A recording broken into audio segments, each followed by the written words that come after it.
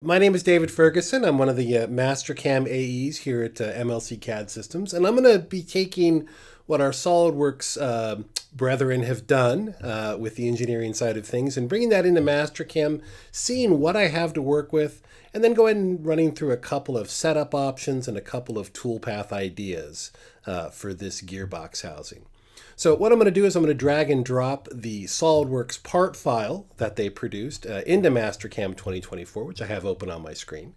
And I'll start with that. So I'll go ahead and grab that. Because this is created in SolidWorks and using a number of different configurations that they saved out, when I import that into Mastercam, I do get that option of which one SolidWorks configuration I want to be using in my program. And in this case, I am looking for the machined prototype version.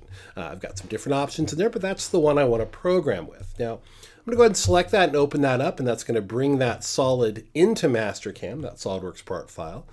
First thing I'm going to do is go ahead and just hit save on this. It's just open in Mastercam, and if I'm not saving my work as I'm going, I'm potentially causing myself a little bit of grief. So we'll go ahead and hit save on that.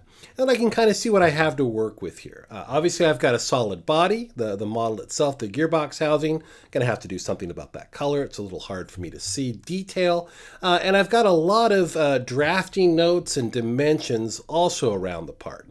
That might have looked fine in SolidWorks, but in Mastercam, I'm just finding that a little bit difficult to see. So what I'm going to do is just change a couple of colors here. So I'm going to select those drafting entities using my QM button over here for drafting. And I'm just going to go ahead and change those as a wireframe color to something that I can see a little bit better. That's a little nicer. I'm going to left click on the solid model, go ahead and change its solid color to something, again, that I can just see a little bit more easily. There we go. That looks pretty good. And I can access and use that drafting information anytime I want because, of course, it's on my screen. Now, I'm going to pop over and see what's going on in my levels manager. Whenever I import something in, I just like to kind of see what the score is, so to speak. So I'll go over to my levels manager, and I can see that on my level number 1, it looks like I've got the solid and maybe a drafting entity or two. And then I have a lot of other entities sort of split out here. And I think what I'm going to do is I'm going to consolidate this a little bit. Mostly because it's just a little bit of a mess right now and I just kind of want to get it out of my way. So I'm going to go ahead and create a new active level. This is just for me. I'm going to select all those drafting entities and I'm just going to go ahead and park them on that new level. And that'll just sort of let me sort of consolidate. And then I can kind of turn those off and get a better shot or a better view at what I'm working with. I'll go ahead and wipe out those empty levels. I'll go ahead and call this my drafting for now. Again, I can always kind of shuffle this stuff back around later if I want to, but I'm just trying to kind of clean up some of the noise. That looks pretty good. I'm going to do a couple of quick checks on here on my Home tab. I'm going to use a little bit of Analyze Dynamic just to sort of check the base position of this model, make sure it's flat to a plane. In this case, my top construction plane. And I'm looking at my Z delta here value, just seeing if that changes while I move that around. And no, it seems to be kind of about the same place. I can escape that. I can use Analyze Entity if I want to, and I can sort of check various sides of the part to make sure they're kind of sitting at the same relative Z position, 0.278, 0.278. So the part looks, at least from an eyeball and sort of initial inspection, to be flat. That Z position isn't changing from side to side as I just sort of click around. That looks pretty reasonable. So I think I'm okay with the part being planarly aligned to my top plane.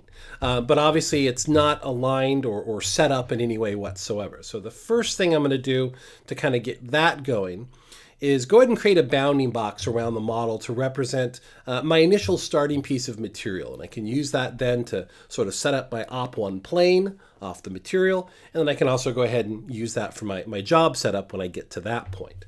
So in my levels manager, I'm still there. I'm going to create a new active level. I'm going to go ahead and call this my op1 stock boundary, or just stock boundary, or bounding box, or whatever you want to call it so you know what you're using it for. I'm going to right click out in my graphics window and just make sure that my wireframe is a little thicker. While I'm doing this, it's a little thin, so just so it pops a little bit. And then I'm going to go up to my wireframe ribbon. I'm going to select the option for a bounding box, and I'm going to go ahead and select the model or whatever entities I want to throw that box around. And I'll go ahead and hit End Selection now that I've done that. Now I'm going to go ahead and kind of round these values up. Sometimes people will just add just sort of the amount, but I tend to find that rounding up to a kind of easily achievable number makes it a little easier on the people who are prepping my stock, especially if it's me. If the new kid's running the bandsaw that day, he's probably not going to hit 3 or 4 decimals after the places after the decimal point. So I'll go ahead and start with a center bottom orientation, and I'm going to increase my X and Y just by just kind of round them up to a number that makes sense. It's almost 6 inches in X, so I'll just make that like 6.25. That gives me kind of a nice even amount on each sides. 3 inches in Y, we'll go 3.25. Again, numbers I can hit. For the thickness, the Z thickness of the stock, I want it slightly offset, so a little less on top, a little more on bottom. So I'll start with the origin on the bottom, and I'll round that up to 1 inch. That puts just maybe 10 or 12 thou on the top of the part. I'm then going to move the origin to the top origin, and then I'm going to increase that Z value up to like 1.125 or 1.25, whatever sort of the thickness of my plate stock's going to be. And that puts that majority or the remainder on the bottom. So I have a little bit more to grip on, in that first setup. Just kind of offset it a little bit there. Again, creating just lines and arcs. So creating this as, again, just a 3D box. Now that I've got that sort of in place and on my screen, again, good time to hit save. I'm going to pop to my planes manager, see what I got going on over there. And right now I'm just in that sort of standard top default plane, which again is fine to use in a lot of cases, but I tend to prefer to use planes that I've created or planes that I'm working with. When I do bring in a model from a CAD system, from this example, SolidWorks, I do have to oftentimes deal with or take into consideration that a lot of times planular or plane data comes with that. Whether I want to use any of those planes or not is ultimately up to me. They're there, they're usable. 1 or 2 of them might line up. They're fully editable. Edit those planes if you want to. But I'm just going to kind of ignore those. I'm just going to go ahead and create a plane of my own. It's just kind of the way I like to do it, right? But again, lots of choices here. So I'm going to come down in the bottom left of my graphics window. I'm going to grab the little dynamic gnomon or the gnomon, the create plane button. Still there in 2024, just a little harder to get to with the cube, but you can still click on it. And that brings up my dynamic gnomon to create this plane. All I'm going to do is walk that up to the top left corner of that bounding box. Make sure I've got the Z pointing where I want. X is good. Oftentimes I'll grab one of the other axes, usually X or Y, and just make sure that that's squared up as well. I didn't actually get that sort of cockeyed or cattywampus, as we like to say. And that looks pretty good. I'm just going to go ahead and call this my op1 plane. I'm going to leave that typo there because I know that's my plane.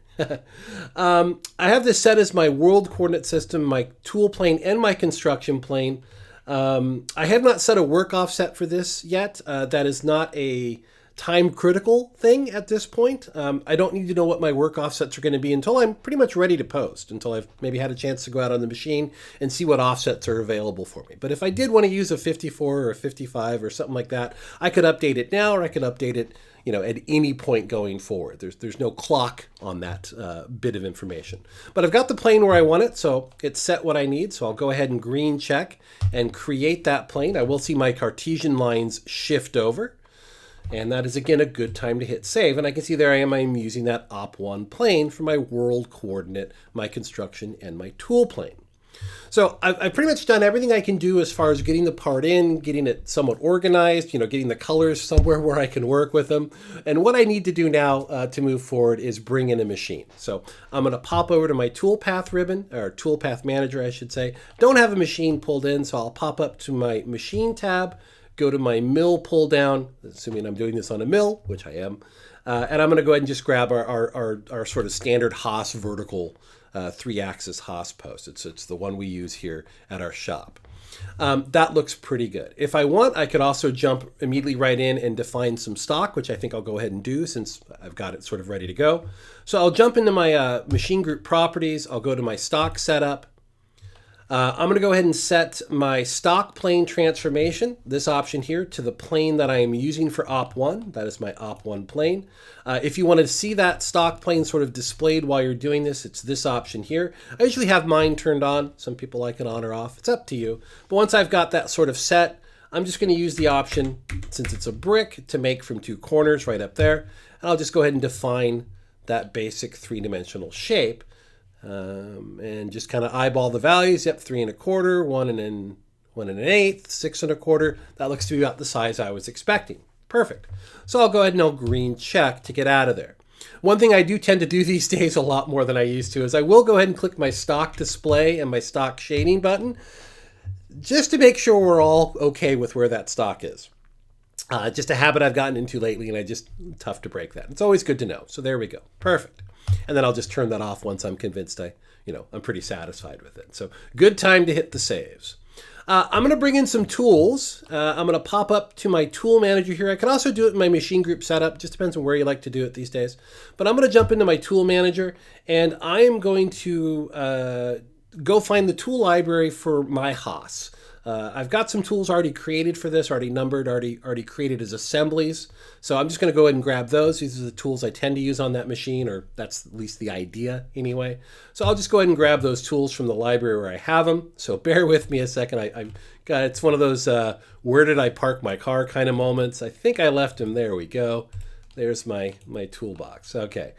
These are all assemblies, so sometimes when you do save them as assemblies, make sure if you're not seeing them or something, if that was set for tools, I wouldn't just see the loose tools, because these are saved as tools with holders, and it's just a bunch of B4, C4s. So I'm just going to grab those guys and just bump them all up. I'm just grabbing all of them. Whether I use them all or not, I don't know. The no harm, no foul if I grab a tool I don't end up using, or if I end up needing a tool later, I can always add it, right? I'm just grabbing what I think I'm going to need, what's sort of already set up for that machine, and kind of see what's going to work. Spoiler alert, these are all the correct tools. So little pre-planning there on my part. So that looks good. I'll go ahead and say, all right. And then I am going to hit save, and I am ready to look at my first toolpath. Now, I'm not doing any fixturing on this. If it were me probably programming it for myself, I probably would want to bring in a vise and just position that just to give me sort of a bit more of a complete picture of what I'm working around and working with on my table. But we're okay not having one in here. All I'm going to remember, though, just off the top of my head, is that any toolpath that goes around the outside of this op or outside of this material, I need to stay at least 100 thou away from the bottom of that material. Just so I don't get into the top of my vise or the top of my piranha strips or, Mighty Bite or whatever I'm holding that onto with. So just giving myself a little bit of a safety zone. Obviously, if I had the vise and sort of the full fixture there, I could visualize that maybe a little bit better. So I'm just sort of setting an arbitrary hard deck of about 100 thou up from the bottom of that material. And I'll just try to remember that and be consistent with that. And when we get to the outside pass, I'll show you how to remember to do that. All right, so we're going to do a couple of tool paths here. We're going to do a facing routine. We're going to do an opti-rough to take care of some of the major features, and then we'll do a little bit of cleanup on this. And we'll kind of deal with whatever comes up while we're doing that. We are going to kind of skip a little bit to some of the other features. We're going to do some drilling stuff. We're going to do some circle mill routines, and we're going to end up sort of at the end, sort of flip this over right at the end so we can sort of look at stuff to do on the other side. The entire time we're doing that, we are going to sort of take advantage of using our stock models and try to minimize the amount of repetition we're having to do sitting through toolpaths. So we'll just kind of see how this goes. Okay. So I'm going to start off by jumping up to my toolpath ribbon. I'm going to go to my 2D gallery. I'm going to grab a facing routine. I'm going to go ahead and hit that. That'll be a wireframe chain in C-plane. I'm one of those people that likes to chain their facing routines, even though technically you don't have to. I like to see a chain with all my toolpaths, so I tend to do it. And we'll just go ahead and put a clockwise chain around the top and outside of that bounding box. One of the big reasons why I like to use bounding box so much is because they are interactive. I can use them. They're not just sort of, to look at like some stock definitions are. I can actually work with it. So we'll go ahead and select that. From my tool page, I will grab a 3-inch face mill. I'm going to go to my cut parameters page. I'm going to go through these kind of quickly. Again, all of this stuff is in the book. I may program this slightly differently than the manual suggests or recommends, but the old saying, if you ask 10 machinists to solve a problem, you're going to get 10 different solutions. So I'm just kind of doing this in my own little style.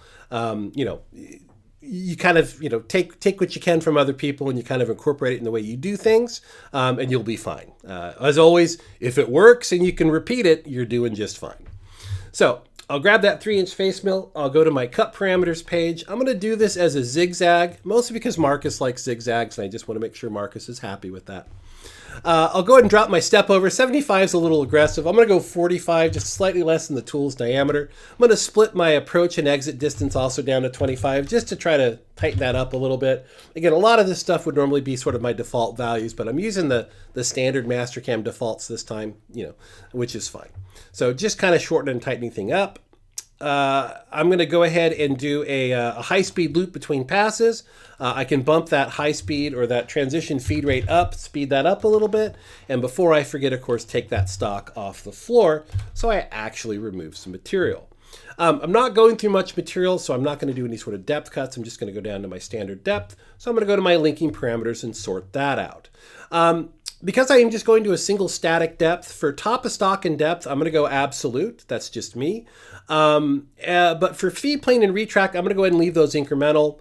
Honestly, because our absolute 0 is at the top of the material, whether these numbers were incremental or absolute, they would be the same numbers. So I'm just going to leave them as is. I do need to set the depth for my facing routine, and I'm just going to use something off the top of that part to trigger that. It's about 50 thou or so down. That looks fine. So I'm going to go ahead and trust that that's a good number, and we'll go ahead and we'll generate that little facing routine. And I have to say I'm okay with that. I think that looks pretty good. So good time to hit save. So now what I want to do is I want to go ahead and take advantage of one of my favorite toolpaths in Mastercam, which is a high-speed dynamic OptiRough. Opti, we tend to call it. Mastercam's sort of mad dog roughen toolpath, if you've ever played with it. And I'm just going to try to use that to go ahead and rough out the outside periphery of the part and try to knock into that little shelf up there. I don't necessarily want the OptiRough to get into these interior features. I may want to use something else to rough those, something maybe a little more specialized, a pocket or a circle mill or a helix bore or something like that. So this is primarily going to be focusing on outside features. And we'll see when we generate this OptiRough that it's going to want to do those interior features unless I sort of tell it not to. And we'll kind of look at an option to do that. That just happens to work this time. So I'm going to jump up to my 3D gallery. I'm going to go ahead and grab an OptiRough toolpath, again, top left corner. We'll go ahead and we'll grab that. For wall stock, I'm going to leave 10 thou. This is a roughing toolpath, not a finishing toolpath. But for floor stock, at least for me, I'm going to go ahead and knock that down to 0. I tend to think the patterns of tricordial toolpaths on floors look pretty good. And it'll certainly be within any sort of tolerance. If there's a finish tolerance question involved, that might not be the best toolpath there because it is not the prettiest finish. So if there's a finish tolerance being asked for those floors, I may have to use something like a pocket routine or in the book, I think we use an area mill to go ahead and finish the floors. There's all kinds of different ways to do that. But I'm just going to go ahead and let the Opti take care of that for me today. I'm going to go ahead and hit here to select my entities. I'll give the part a triple click or a Control A or a window selection. I'm just going to select the whole show. That looks pretty good. I'm going to go to my toolpath control page. I'm going to use, again, a traditional containment boundary. That will be the bounding box again.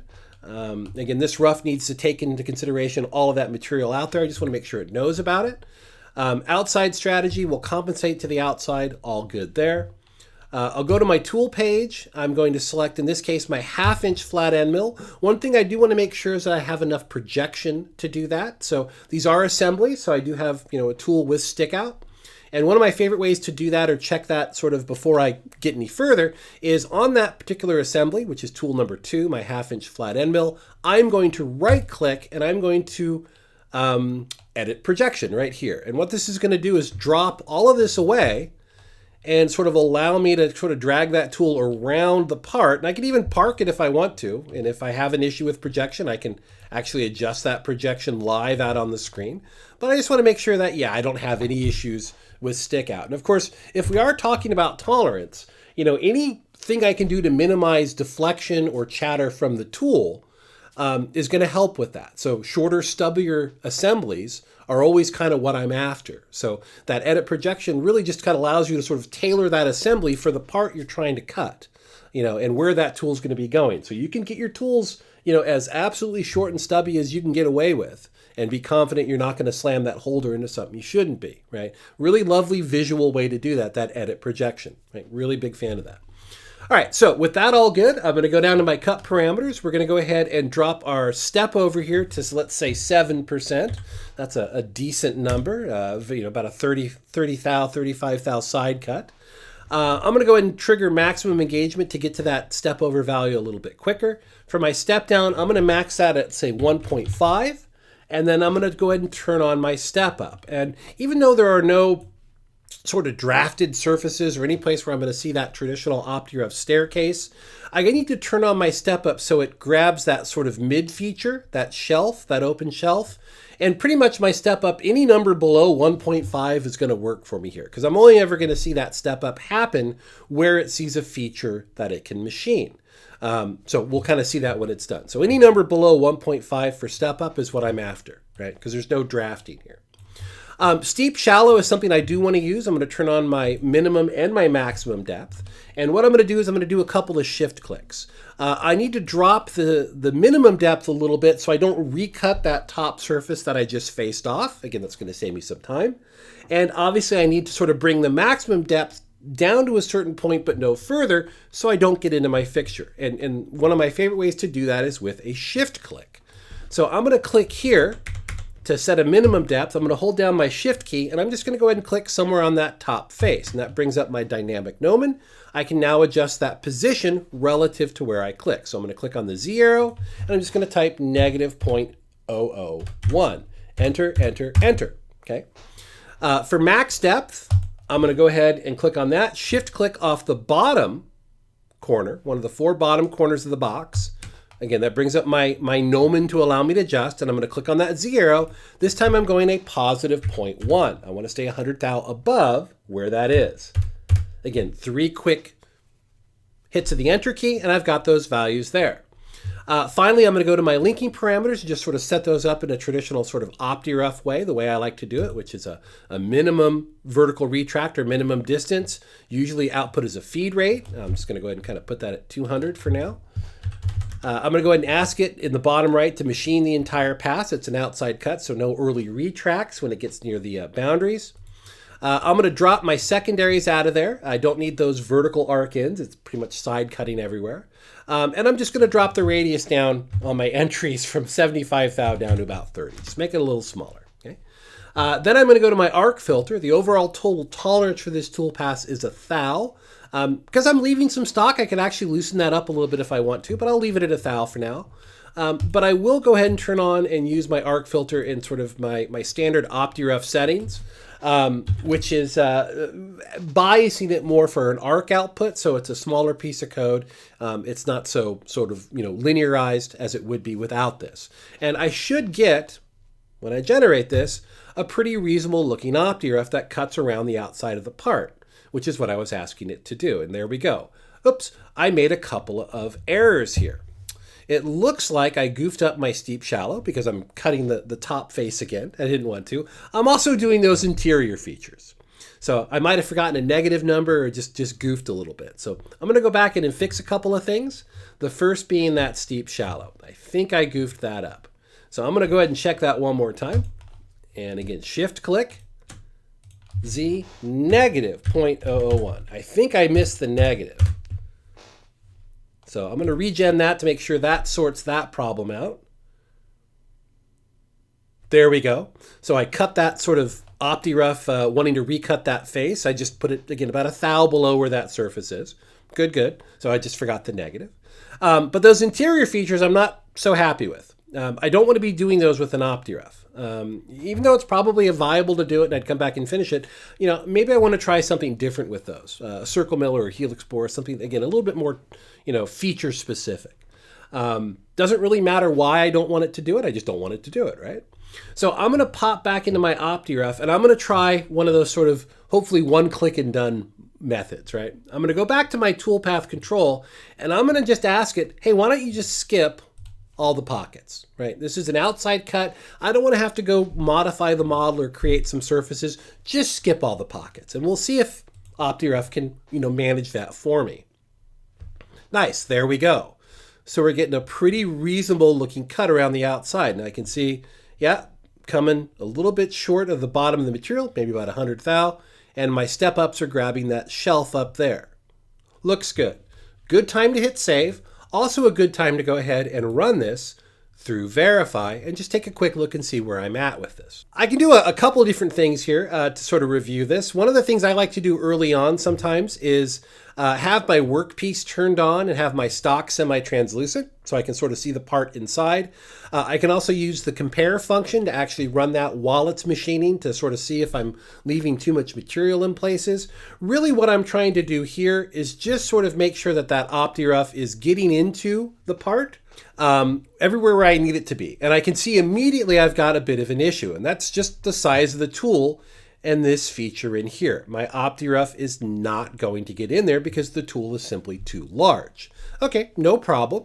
That's also good to know and good, it's a bit reassuring to know the tool's not going to sort of blow out, a corner when you don't want it to. So happy to see it not doing that. But I need to get in there and I need to clean that out. So I am going to bounce out of Verify and I'm going to use sort of what we like to call a targeted stock model. And this is in the book if you've never done this. I'm going to do this kind of quick, but you'll have a chance in the book to review that, on your own, right? But this is kind of still kind of a new thing for us. So, every now and then when we get to use it, it's kind of fun. So I'm going to pop up to my Toolpath ribbon. I'm going to grab a stock model. I'm going to call this corners or corner cleanup, whatever, just so I know what it's doing. Give it a good, bright, almost painful color to look at.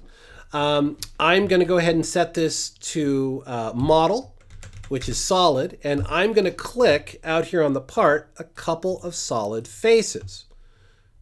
Sort of that helped me define that corner. There we go. Just clicking on those 6 faces there. Then I'm going to offset that model by about 1/8 of an inch. Okay, and what that's going to do is that's going to create a couple of what we sometimes refer to as puffy or offset stock models. Okay? And I'm actually going to use an OptiRough to go ahead and kind of get in there. Now, in the interest of saving time, in the interest of, as a programmer or just as a presentation, I'm going to grab that first OptiRough, okay? And I'm just going to go ahead and make a copy of it. This keeps me from having to go in and sort of reselect everything and do everything else. I'm just going to sort of make a copy of that guy, go into the copy, and I'm going to switch essentially to a smaller tool, again, a 1/4 inch end mill. Okay. I'm then going to go to the stock page. Okay. And I'm going to turn on my rest material. I'm going to do one previous or one other operation. That would be the stock model. And I'm just going to use what's computed, what's there. Okay. I'm going to check my cut parameters. Again, I'm still at 7% step over. My step down is still plenty, all good. Step up could be on or off, doesn't really matter for this, but we'll leave all that stuff as it is. But I do need to change my steep shallow. These numbers here won't work. And what I need to do when I'm doing this sort of operation with a stock model or sometimes with a rest material, one of the ways you can get Mastercam to sort of be a little bit more efficient, I have found, is I'm going to set both my minimum and my maximum depth to sort of the maximum depth I want to go to here. So they're both going sort of to the same number or the same depth. Okay, and that'll sort of get this OptiRough. And again, I'm not going to change anything else. Just that looks good. Everything else carries over. That's going to get that cleanup OptiRough to go ahead and come in and just sort of focus on those 2 areas that are sort of defined by the stock model. So the stock model sort of, focuses and directs the tool. It also acts as a little bit of a containment element, right? So it's helping contain that tool just to those areas. So it doesn't really go anywhere else, okay? Now I do notice that I do have one long back travel or back feed sort of around the part that I'm not a big fan of. I'd rather just hop over. So I am going to pop into my parameters. I'm going to go to my linking parameters, and I'm just going to fiddle with my retract strategy a little bit. Instead of not retracting the tool or never retracting, I'm going to go ahead and set it to an exceeding a distance, and I'm going to set that distance to probably like 3 or 4 or 5 inches, just sort of a arbitrary number. Too big a number, not enough retracts. Too small a number, too many retracts. You find the number that works in your situation.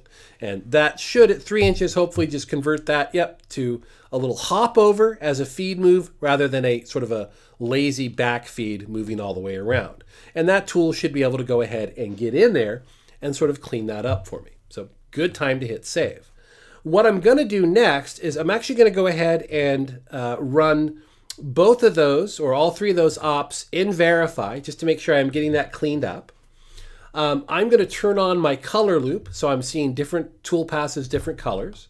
And I'm actually going to go ahead and turn that workpiece off and go back to a fully opaque piece of stock, just so it's a little easier for me to see. I am just sort of skipping through these. So there's the first two OptiRoughs, or the face and the OptiRough, and here's the cleanup. And I just want to make sure I'm getting into those corners okay. Looks like I am. If I want, I can turn that workpiece back on, make that stock semi-translucent, and I can see, yeah, I'm getting that cleaned up pretty reasonable. Sometimes you see little weird bits of stock kind of left over. Don't sweat that. That's just verify. Sometimes when it's a real thin piece of stock, you don't sometimes see that clean up, but it did. It did a very nice job. All right. It's also the color sometimes. Yep, looks pretty good. Okay, so kind of moving on a little bit. Like I said, we're going to kind of skip ahead a little bit, just in the interest of time, because I don't have time to program everything on this. But again, all of this is in the book. I want to go ahead and take a look at a couple of the drilling features here, just to kind of take a look at these. Okay, so I've got 3 holes here that need to be drilled and tapped, and the problem is that only 2 of them have a chamfer. So I've got these are both like 0.1654, 0.1654. 0.1654. Now I got a couple options here. I could modify the solid and add that chamfer to the hole that doesn't have it, or I could just go ahead and leave the model as is and just use a spot drill or a chamfer drill routine and just sort of program one with the chamfer there and one without the chamfer there. What I do need to know though is the width of that chamfer, and the width of that chamfer is, if I have to look in the book, is 17 thousandths of an inch, so 0.017 is the chamfer width. So I will need to know that either off the print or off the model. I'll need to know that for the one that doesn't have it. Okay. So I'm going to go ahead and pop up to my 2D gallery. I'm going to go ahead and grab chamfer drill, one of my favorite routines in Mastercam, and I'm just going to go ahead and do a feature selection. So selecting the wall of hole number 1 and hole number 2. These would be the ones with the chamfer. Okay, and I can see those diameters listed there. Make sure I'm selecting the wall of the hole, not the wall of the chamfer. Okay. For a tool, I will grab I will go ahead and grab a I've got a spot drill in here somewhere. There we go, tool number 4, a 1/4 inch spot drill. That's big enough. I'm going to go to my cut parameters, and here I'm going to go ahead and set it to width, but because the chamfer is already there, I'm going to leave the width at 0. Okay, because the chamfer is already there. It will drive the tool deep enough to where the diameter of the tool matches the diameter of the hole, which also go ahead and creates the chamfer for me. So in this case, because the chamfer is there, I'll just leave that at 0. I'm going to go ahead and go down to my linking parameters page. Not a lot to do there. Just make sure I've got my retract or my clearance high enough. I'm going to use an absolute clearance for retract, and again, go up to about 0.25. Again, you kind of use what you like. And yeah, that should be plenty high enough. Top of stock would be incremental and 0 in case those holes are at different Z heights, but that should all work for me. So I'll go ahead and say okay and generate that. Now I'll go ahead and use my back plot and my Sierra key to go ahead and step that tool up. Make sure I'm forming that chamfer, and that looks pretty good. If it did that one, it did that one.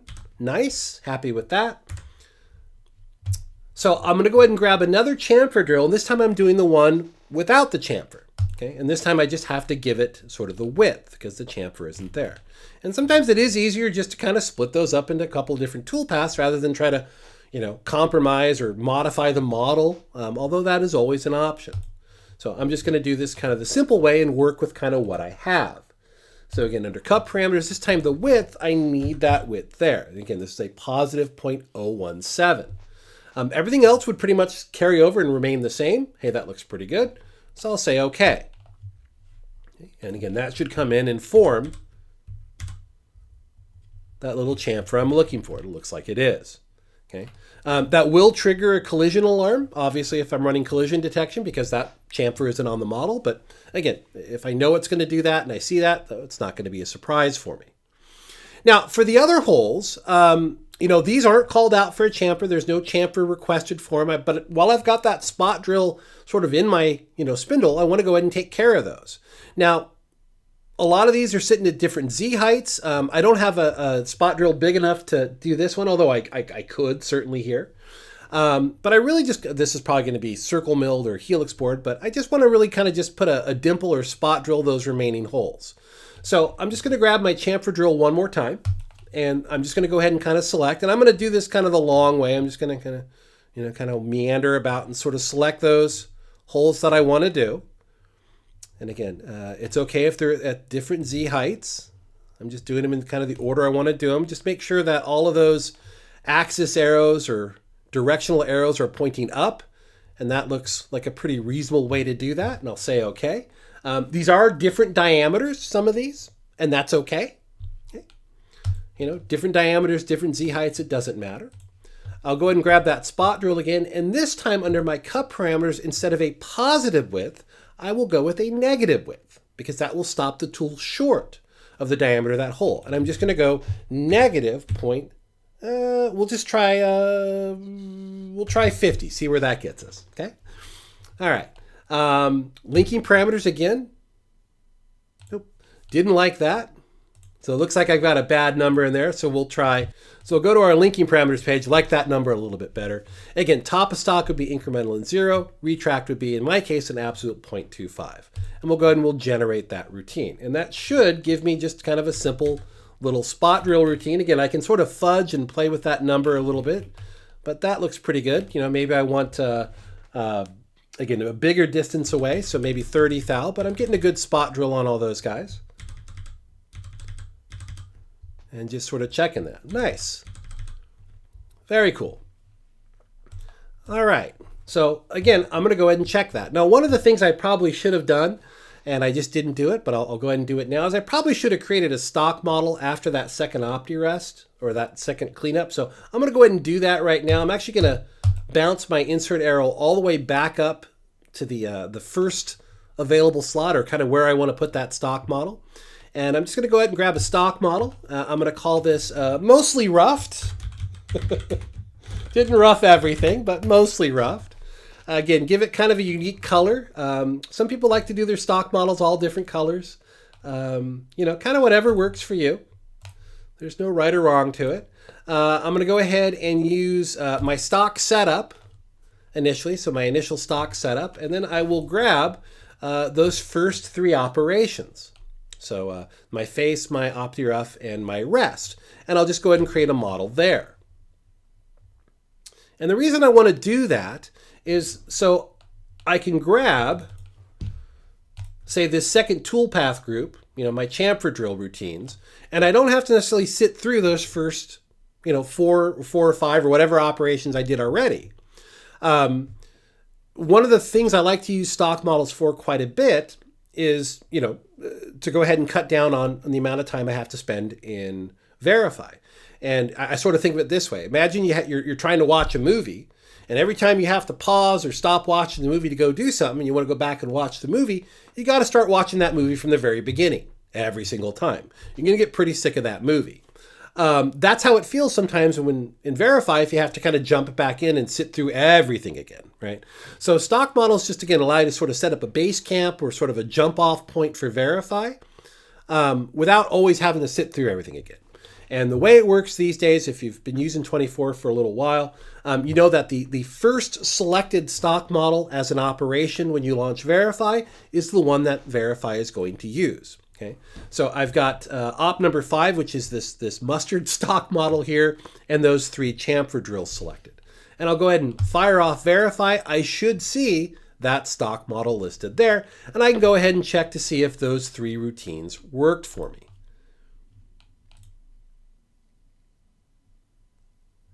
And it looks like I got pretty good spot drills for all of those guys. Again, I can turn on my workpiece if I want to. I can kind of eyeball that against the solid. That looks kind of what I was looking for. Very happy with that. Now, from there, obviously, I would be going through and I'd be doing my circular features. I could do my drilling, save that to the end. Circle mill, helix bore, pocket, all good routines there. Again, all in the book. Give you a chance to go through that. But what I kind of really want to do now to kind of end this up with, right, because again, we're up against the clock a little bit here, is I just want to go ahead and flip this guy over. So what we're going to do is we're going to pretend, just imagine that I've gone through and I've programmed all this stuff, and now I want to roll this thing over for op 2. Okay, one of the things that I don't have here, and I think I'm going to have to go ahead and throw it up there pretty quickly, is I don't have a good feature or a through feature through the part. So I'm going to cheat a little bit because I kind of need that. So I'm going to bounce back and just sort of do a circular feature really quickly. Okay, I'm going to do a circle mill through the part. That gives me something to help me sort of line up on the back side. Okay, so again, should have done this earlier, but it's okay. Again, all in the book. So I'm going to jump up to my 2D gallery. Again, I've moved my insert arrow back to kind of where I'd want to put that, or around where I'd put that. And I'm going to go down and I'm going to grab a circle mill routine.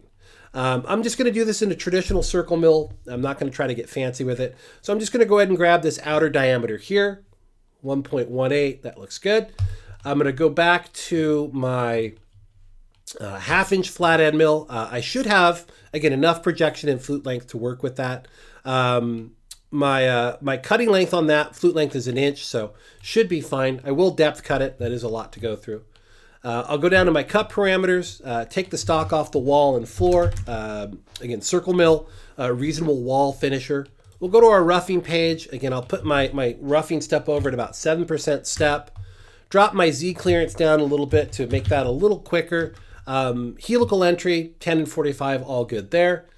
Finishing routine, I'm going to do a finish pass. I'll do one pass at, let's say, 5 thou, plus a spring pass for fun.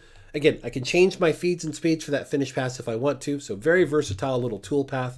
I'm going to go to my transitions here, and I'm going to choose to end and start and end at center with a little bit of overlap. Now, because we're talking tolerance, what that's going to allow me to do if I do a start and end at center is that's going to allow me to get a little bit of a linear motion followed by an arc motion into the cut, and then an arc motion out of the cut. We're talking about the finish pass, and then a linear motion.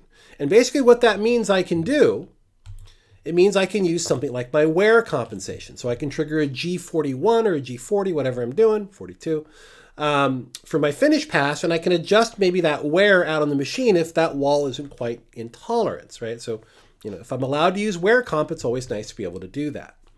And depending on my machine, I might need a particular, type of entry or exit motion to get wear comp to work. In this case, a linear motion followed by an arc motion, and opposite on the way out. So that should work okay for my Haas. So I'm going to go to my Lincoln parameters, and I'm going to go ahead and set my depth. Again, I can do this incremental. I can set these to be absolute. I'm going to set these for absolute for top of stock and depth, just to keep things kind of easy. And for top of stock, it's going to be just the top of the part there, so -50 or so. And for depth, I'm going to go ahead and go to the bottom of the material. I'm in a vise, or I don't have to worry. I've got a sacrifice hole. I can go a little bit below the material to get a through hole. Nothing's going to hurt me there. And I can just use a little bit of breakthrough or something there to allow me to do that. I'll go ahead and set my retract and my feed plane kind of where I usually have them. Again, those can stay incremental. That's fine. And I'll go ahead and I'll generate that. And again, I'm just generating just kind of a simple little path. Now, the only thing I forgot to do was depth cuts. I feel like I need to do that on that. That's kind of a deep cut. So I'm going to go back in, go to my depth cuts, turn that on, put my max rough step at, let's say, 0.65. No finish pass, again, that would be for a floor. And I'm going to allow the tool to retract between depth cuts to help with chip evacuation. Okay, so not trying to do anything too fancy, just I want to take that in just a slightly lighter cut. Okay. Now, what I'm going to do here is I'm going to add that to my stock model because I didn't have that added toolpath there when I created that stock model. So I'll just go ahead and add that to my stock model. You can always update your stock models as you adjust or change direction or as you work through things. Okay, so we'll go ahead and we'll add that there, and we'll let that stock model regen. My stock models don't like to regen automatically, but there we go. I did not get through the material for some reason. I'm not sure if that is the correct piece of material, so a little surprised with that. So give me a sec. My stock model is a little funny. So give me a sec to adjust that. Should be my stock setup button. That looks good. Mostly rough. Oh, here we go. Here's an unintended consequence, and this is a nice thing to almost end on because we're going to do our part flip here in a second. One of the things that'll always catch you out in Mastercam, I didn't even spot it initially, right? When I first saw it, is, values carry over from one toolpath to the next. And that additional offset was still there, and I couldn't figure out why that stock model looked a little funny. So I'm going to put that back to 0 where it should be. So little victim of my own number there. Okay, so that should look a little bit better. Hey, there we go. Right, that now looks like I was expecting. All right. So what I'm going to do is I'm going to hit save. And what I have is I have with that stock model, and again, if I continue to do more, again, I could keep adding more stock models or have stock models a little bit later. Obviously, I'm getting a pretty accurate representation of what that sort of op2 or second side setup would look like. Okay.